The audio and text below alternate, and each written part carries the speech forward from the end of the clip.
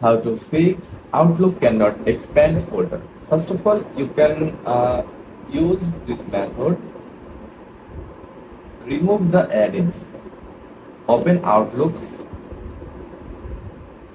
then click the Files option, then click Options, then click Add-ins. Disable the unnecessary add-ins and restart Outlook.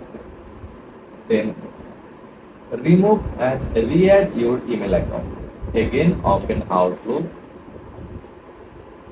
then click File, then click Account Settings, again Account Settings, then click your click on your Gmail account, or then click Remove or change the email account from here.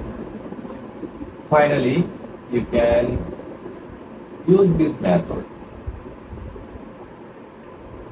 Press Windows plus R, then type Outlook/save, then OK, then click OK, and that's it.